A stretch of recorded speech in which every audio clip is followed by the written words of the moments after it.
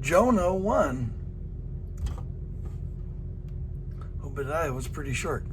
Jonah 1. Jonah flees from the Lord. The word of the Lord came to Jonah, son of Amittai. Go to the great city of Nineveh and preach against it, because its wickedness has come up before me. But Jonah ran away from the Lord and headed for Tarshish. He went down to Joppa, where he found a ship bound for that port. After paying the fare, he went aboard and sailed for Tarshish to flee from the Lord. Why do that? Then the Lord sent a great wind on the sea, and such a violent storm arose that the ship threatened to break up.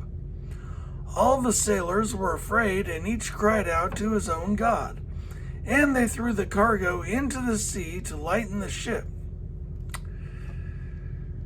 Not sure that's how it works.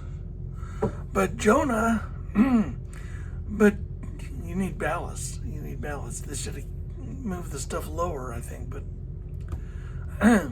they threw the cargo into the sea to lighten the ship. But Jonah had gone below deck, where he lay down and fell into a deep sleep. The captain went to him and said, "How can you sleep? Get up and call on your God.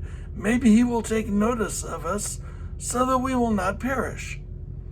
Then the sailors said to each other, "Come, let us cast lots. Let us cast lots to find out who is responsible for this calamity." They cast lots, and the lot fell on Jonah. So they asked him, "Tell us, who is responsible for making all this trouble for us? What kind of work do you do? Where do you come from? What is your country? From what people are you?"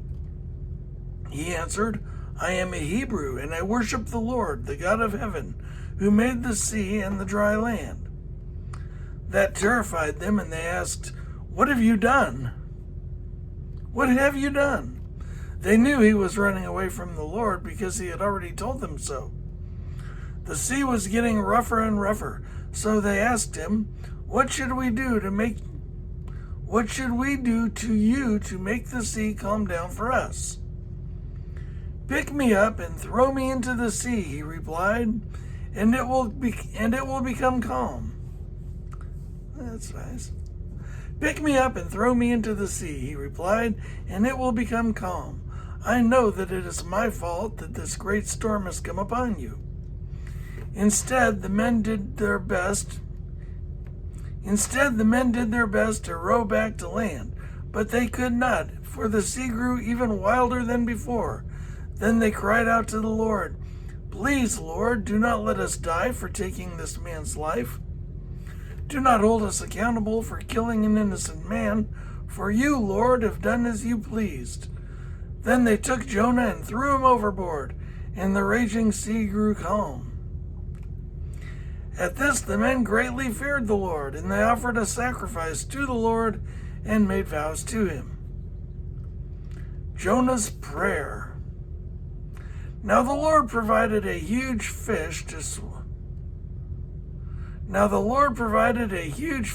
swallow Jonah, and Jonah was in the belly of the fish 3 days and 3 nights.